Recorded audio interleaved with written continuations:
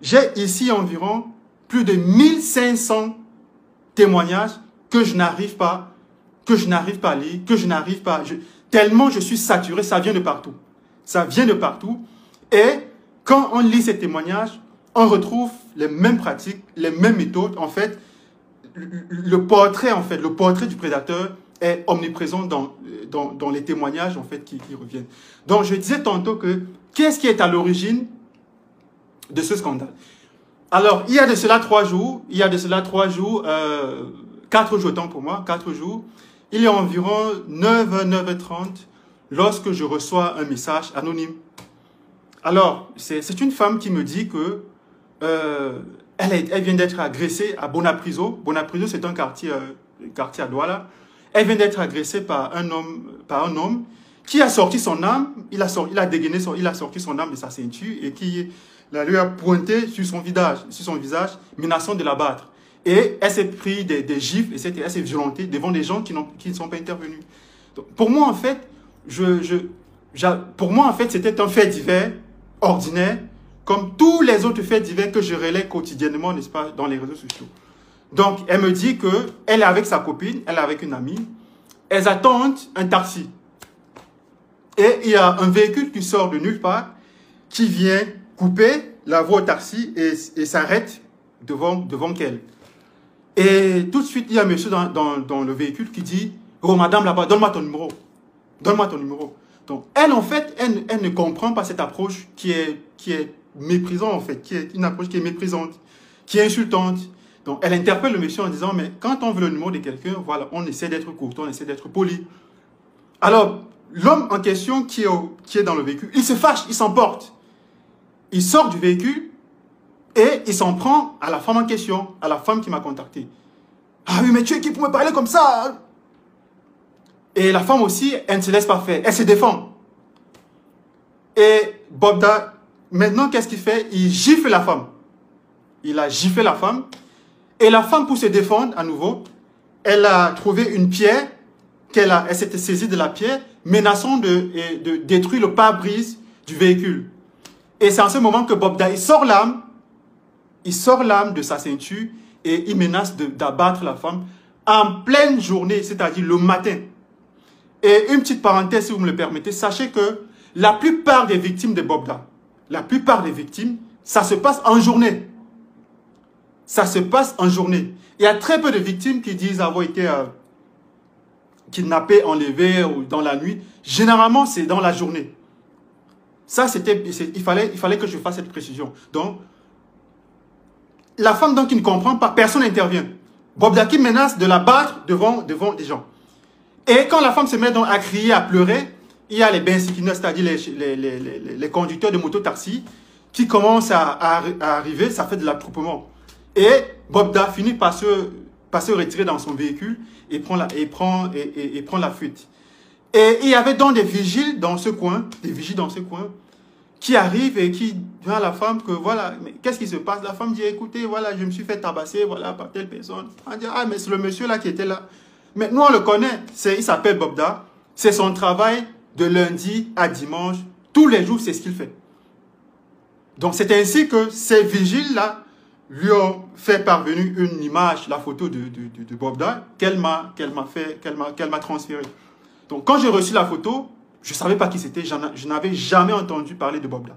Je ne savais pas qui est Bobda. Donc, quand je reçois dans la photo de Bobda, je publie. Et voilà, je publie avec le texte que la dame m'envoie et publié tel que reçu. Donc, j'espère que dans l'opinion publique, il y a forcément quelqu'un qui va identifier l'assaillant pour qu'on puisse, le poursuivre, pour qu'on puisse l'identifier. Donc, quand je fais cette publication, les minutes qui suivent s'enchaînent des témoignages horribles et effroyables de femmes, d'hommes qui ont été sur une période entre 2004, 2005 jusqu'à nos jours, victimes de cette même personne. Tout le monde est formel, tout le monde reconnaît son visage. Tout le monde reconnaît la même méthode. Quelqu'un qui est irascible, qui est extrêmement en colère, qui est extrêmement violent, qui a une certaine haine pour les femmes et qui a toujours ce réflexe d'envoyer sa main sous sa ceinture pour sortir son âme. Donc, et là, jusqu'ici, je me dis que c'est quelqu'un... En fait, moi, je me dis que c'est un petit bandit, en fait. C'est un petit bandit qui peut-être qui a l'habitude de causer certaines choses à Douala. Mais sauf qu'il y a une succession, un flot de témoignages qui ne s'arrête pas jusqu'à cet instant dont je vous parle. Et ces différents témoignages ont permis de mettre la lumière sur ce qui se passe au Cameroun. Ces témoignages ont permis de voir à quel point notre pays est détruit, à quel point notre pays est pris en otage par des réseaux sataniques, par des réseaux sombres. Ces témoignages m'ont permis de voir à quel niveau, pourquoi est-ce que notre pays n'évolue pas en fait. Pourquoi est-ce que notre pays stagne à tous les niveaux? Parce que c'est un pays qui est gouverné par le diable et par le démon. Et ce sont des mots, les mots que je prononce sont des mots adéquats face à l'horreur dont je suis désormais directement témoin. Alors, vous avez lu beaucoup de témoignages et il y a un témoignage que jusqu'ici je n'ai pas relayé parce que le témoignage, le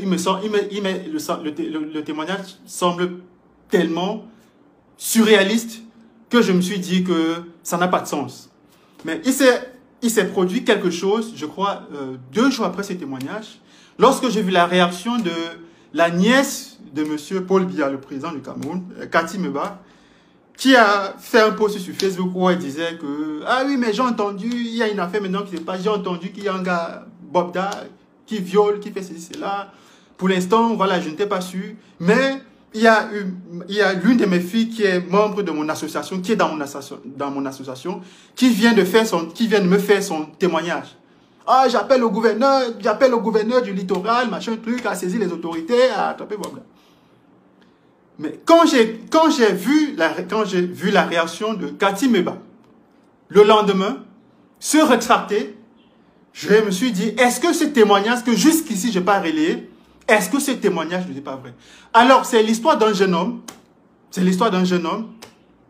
qui fait la rencontre de Bobda dans les rues de Douala. Il faut savoir que Bobda, il est très sportif, donc de temps en temps, il fait du sport, il fait du footing, etc. Donc Bobda le rencontre un jour par hasard dans les rues de Douala, et puis Bobda lui dit, voilà, vraiment j'aime beaucoup les sportifs, est-ce que tu fais du sport, voilà. Et puis le gars lui dit que, ah oui, je suis même prof de sport, donc, Bobda qui lui dit, bon, ça tombe bien, écoute, on peut très bien, j'aimerais bien de temps en temps, n'est-ce pas, faire partie de tes effectifs, etc. Il n'y a pas de problème. Il reste en contact.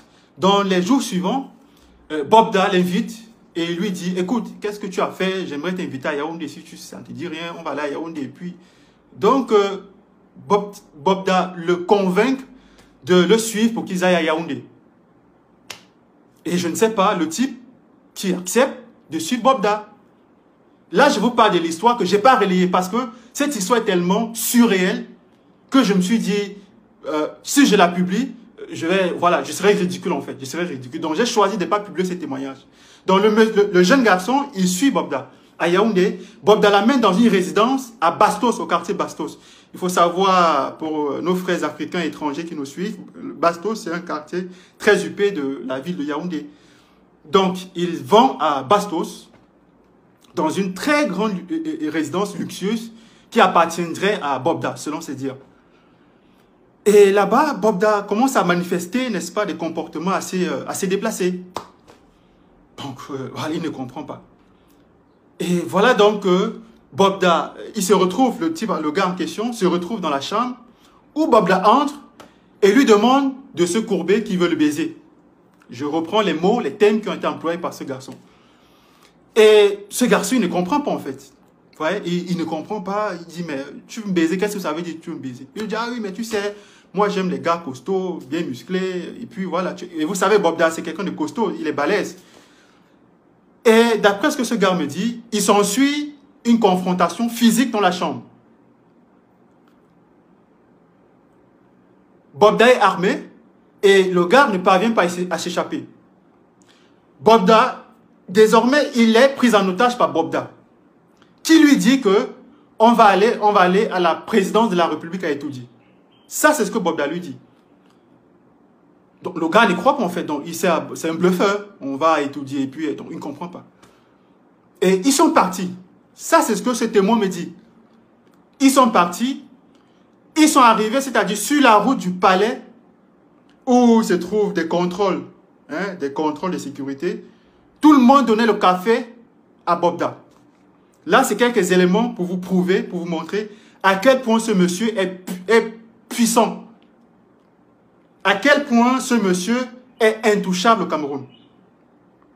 Et il me dit qu'ils sont allés jusqu'à la présidence de la République où ils ont rencontré un père. Là, ce sont ces mots. Ils ont rencontré un père qui a les cheveux gris. C'est ce qu'il m'a dit. Qui est-ce qui, à la présidence du Cameroun, a les cheveux gris? Je vous laisse deviner. Et après cette rencontre, il me dit qu'ils se sont rendus en Vormeka, où se trouve le village de Paul Biya. Et ils se sont rendus à la présidence, pardon, pas la présidence, dans le domicile, dans la résidence de M. Paul Biya. Ça, c'est ce que ce témoin me dit. Ils se sont rendus dans la résidence de M. Paul Biya, située en Vormeka. Là-bas, ils ont dîné, ils ont mangé, ils ont été reçus. Et qu'au cours de cette journée, au courant de cette journée, pardon, M. Bobda a violé une femme en Vormeka. Je ne sais pas si vous comprenez en fait. Ça, c'est ce qu'il me dit. Donc, quand il m'a raconté ce témoignage, et il m'a dit par la suite que voilà, après ils sont rentrés, et Bobda, une fois de plus, a essayé de le violer. Cette fois-ci, il y a eu un combat rude entre les deux, et il a réussi à s'échapper par la fenêtre. Ça, c'est ce qu'il me dit. Donc, ce témoignage, il est lunaire. Donc, personne ne croyait à ce témoignage. Franchement, si moi, je l'avais publié, je me serais senti ridicule. Comment se fait-il que Bobda, que personne ne connaît au Cameroun, se rend jusqu'à la présidence du Cameroun, où il y a des gens qui lui font le salut militaire, etc., etc., et où après, il se rend à la résidence privée de M. Paul Biya, dans son village Vormeka. Donc, quelques jours après ce témoignage, je vois donc Cathy Meba, la nièce de Paul Biya, qui dit « Ah oui, il s'est dit qu'il y a quelqu'un là, voilà, il viole les gens, et machin, machin, machin. » Vraiment, j'étais très sceptique sur cette histoire. Mais voici une fille qui est dans mon association, qui aussi déclare qu'elle a été victime de Bobda. Et elle revient le lendemain, elle se retracte. Je ne sais pas si vous comprenez, si vous voyez le lien. Elle revient le lendemain, elle se retracte. Alors, je vais poursuivre. Vous savez, dans les années 2010, 2011, 2012, 2000, à partir des années 2005 jusqu'à 2005-2006, Douala, c'était une ville très bouillante. Il y avait beaucoup de jeunes. À cette époque, je me rappelle très bien. On aimait partir dans les kermesses. On aimait fréquenter les boîtes de nuit, les discothèques. On aimait aller à la piscine. Et ce que vous ignorez, c'est que ces différents endroits à Douala, certainement aussi dans les autres villes du pays, étaient les repères de ce prédateur sexuel. Pourquoi est-ce que je le dis? Ils ont, Bobda, avec ses complices, ont infiltré tous les milieux au Cameroun. Les milieux du showbiz, ils y sont. Les milieux de concours de beauté. Et vous allez voir, par exemple, si vous revenez, n'est-ce pas, sur les publications précédentes que j'ai faites hier, vous verrez ces concours de beauté qui étaient organisés. Et à chaque fois, on vous demandait de prendre part, il y a tel concours qui est organisé, voilà, tu viens, voilà, tu prends part, on va faire de toi la star, on va faire de toi la Miss. Et c'est lui, et l'une des personnes, l'un des bras droits de Bobda, qui était chargé, n'est-ce pas, d'attirer les victimes, qui était chargé de se rendre dans ces milieux-là, pêcher les victimes, c'est un certain Xavier Abena. Alors, qui est Xavier Abena? Il faut savoir que Xavier Abena, en 2018, il se passe quelque chose. Il se passe quelque chose, c'est qu'en 2018, il y a un haut gradé de l'armée camerounaise, que je ne vais pas citer. Quelques jours plus tôt, sa femme lui disait qu'elle partait en voyage d'affaires, et puis voilà. Et il apprend plus tard que sa femme, elle est partie au Congo, et que là-bas, elle est partie rencontrer un certain Bad. Je ne sais pas si il y a des Congolais qui sont connectés, je ne sais pas qui est qui est Bad. On m'a dit que c'est voilà, quelqu'un de puissant, voilà, qui est assez riche, qui est assez fortuné au Congo. Et il apprend par la suite que son épouse est partie à la rencontre d'un certain Bad. Mais avant cette histoire, on lui dit, en fait, son supérieur lui dit qu'il y a un crime horrible qui s'est déroulé à Douala. Donc, il y a une jeune femme qui a été assassinée à Douala. Et qu'il fallait qu'il fasse partie de l'équipe qui devait enquêter, en fait. Et lui, il fallait qu'il n'aille pas avec son identité d'homme en tenue. Il fallait qu'il aille en tant que, voilà, il fallait qu'il porte une autre casquette. Et il se rend à Douala. Quand il se rend à Douala, dans les enquêtes, il fait la rencontre, les enquêtes le conduisent. Là, on est dans une enquête concernant l'assassinat d'une jeune femme en 2018. Donc, cet homme en tenue, il est parti de Yaoundé pour Douala. Et la piste le conduit sur un certain Bobda. Un certain Bobda avec qui il a rendez-vous à la station Bonjour de Bonapriso. Bobda arrive avec une culotte militaire. Il arrive avec une culotte militaire et un t-shirt blanc. Donc voilà, ils discutent, voilà, il y a une affaire, il y a des bruits qui courent, voilà, il se dit ceci, se dit cela. Donc Bobda, tout naturellement, moi je ne sais pas ce qui se passe, je suis au courant de rien, vraiment, voilà. Mais sauf que plus tard, les enquêtes avancent. Et quand les enquêtes avancent, Bobda disparaît du Cameroun. Bobda disparaît du Cameroun. Et ce que cette source m'apprend, c'est que Bobda a joui d'une immunité diplomatique. C'est ça, il a un passeport diplomatique, je ne sais pas, une immunité diplomatique, c'est ce qu'il me l'a dit. Et quand Bobda disparaît, les enquêtes mènent sur un deuxième suspect. Et ce deuxième suspect, c'est M. Abena Xavier. Abena Xavier est interpellé et écroué en prison. Et en prison, il va passer 1 an. Je ne sais pas si vous comprenez. Il va passer 1 an en prison et il sera libéré plus tard. Bon, entre-temps, il se passe quoi? Il se passe que M. Xavier Abena, qui est en prison, communique régulièrement avec la femme de cet homme en tenue, qui est, comme j'ai dit tantôt, qui est dans l'armée camerounaise. Il communique constamment.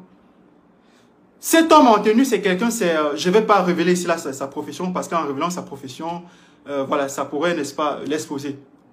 Donc, il réussit par ces informations à établir le lien entre son épouse et Abena. Il découvre que Abena avait envoyé son épouse se prostituer au Congo chez un certain Bad dont je venais de mentionner. Et sa femme ne le lui avait pas dit. Je ne sais pas si vous comprenez. Ça, ce sont des faits et rien que des faits. Il constate que sa femme, je répète, il constate que sa femme est au Congo.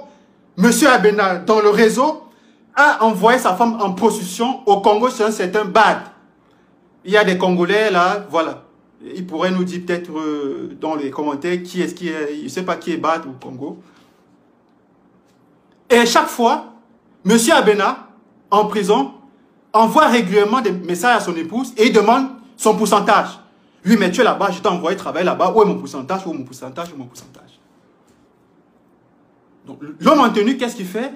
Pour comprendre exactement ce qui se passe, il réussit à amadouiller ce Abena et il renoue les contacts. Il renoue le contact avec le fameux Bobda.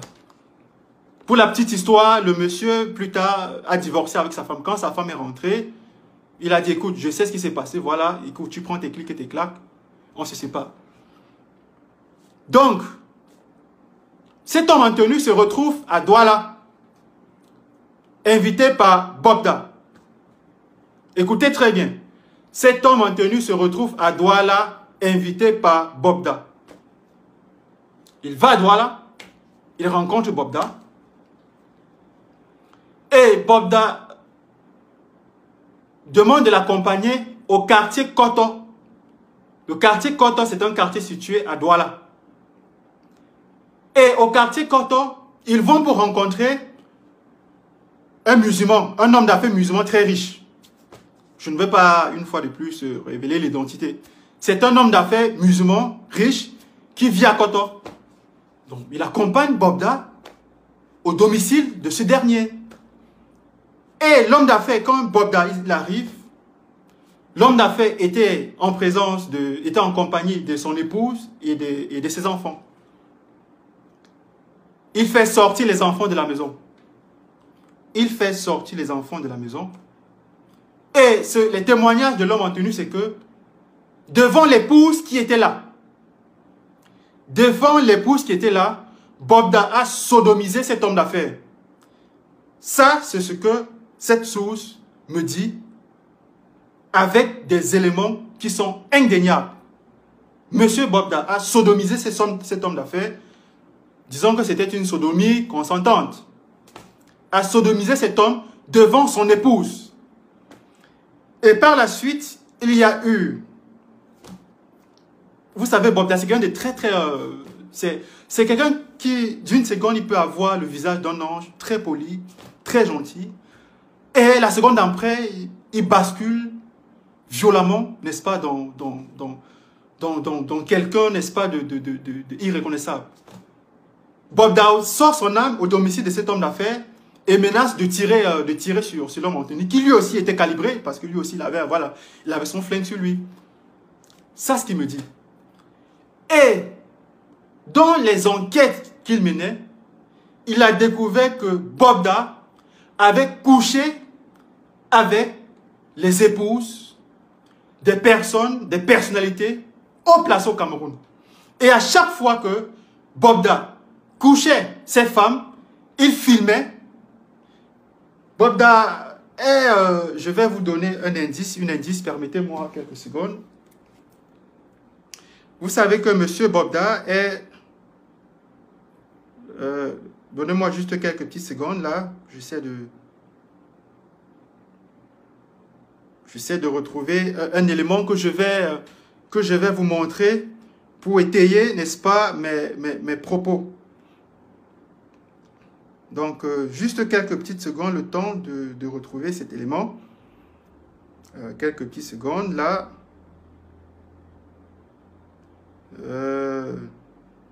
Ça arrive.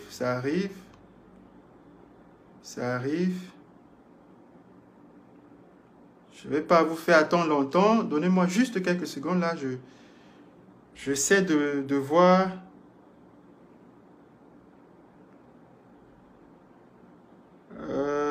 Est-ce que je retrouve tellement il y a de choses dans le téléphone. Donc, je ne vais pas vous faire galérer longtemps. Donc, il se passe que chaque fois que Bobda entretient, que ce soit lors des viols, que ce soit lors des relations consentantes avec des jeunes filles, avec des hommes, son domicile, ou tous les lieux où il passe, son domicile est truffé de caméras qui filment discrètement. Et ceci, n'est-ce pas, ce témoignage rejoint celui d'une victime, que j'ai relayé, n'est-ce pas, sur ma page, je crois, hier ou avant-hier, où elle disait que constamment, Bobda lui faisait parvenir des vidéos des épouses, des personnalités qu'il sodomisait et qu'il partageait avec elle sur WhatsApp. Et une fois qu'elle avait regardé la vidéo, Bobda, il supprimait. Je crois qu'il y a une capture d'écran d'ailleurs, dans ce sens-là, que j'ai publié sur cette page-là. Donc, pour continuer, il se passe qu'il y a tout un réseau de proxénétisme. Alors, comment ça se passe avant d'arriver sur ce réseau de proxénétisme, de pédophilie, etc. Comment ça se passe avec Bobda? Bobda est avec lui des gorilles. Il a avec lui, n'est-ce pas, une dizaine de personnes, n'est-ce pas, qui soit sont de sa garde rapprochée, c'est-à-dire, voilà, c'est une china, comme on dit au Cameroun, c'est-à-dire des personnes qui sont à sa solde, qui sont à son service, qui sont parfois chargées d'exécuter le sale boulot. Il a ces personnes, et parmi ces personnes, il y a des hommes en tenue, il y a des gendarmes, il y a des éléments de la garde présidentielle. Et pour la petite histoire, la femme qui avait été la femme du lieutenant-colonel que Bobda avait sodomisé et partagé la vidéo avec l'une de ses copines sur WhatsApp, c'était l'épouse d'un lieutenant-colonel qui est jusqu'à ce jour dans la garde présidentielle. Il est lieutenant-colonel de la garde présidentielle. Ça, c'est une petite parenthèse. Alors, on continue. Bobda, comme je le disais tantôt, il a avec lui des gens qui, voilà, c'est le président parce qu'il s'est fait surnommer président, le président Bobda. Quel est le boulot de ces gens? Il y a deux types de gens qui l'entourent. Il y a ceux qui font partie de sa garde. Et il y a ceux qui sont, en quelque sorte, ceux qui sont chargés de recruter, de lui chercher des petites filles ou de lui chercher des garçons, des hommes.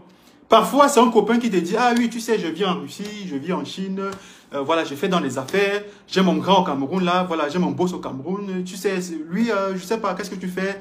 Il peut t'aider, il peut te donner un fonds de commerce pour que tu puisses, voilà, développer une activité. Donc, si tu veux, il n'y a pas de souci, je te mets en contact avec lui, tu viens avec moi, je te le présente. Donc, il y a ce type d'individus qui sont à la solde de Bobda.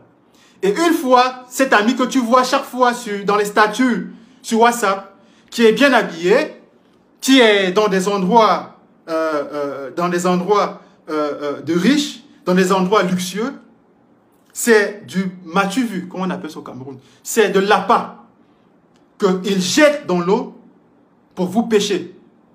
Et une fois que tu vois ces statues, n'est-ce pas, dans les endroits cossus, dans les endroits, n'est-ce pas, de luxe, dans les endroits luxueux, forcément, tu es obligé de lui dire, ah mais mon frère, comment est-ce que tu fais? Mon frère, comment est-ce que ça se passe?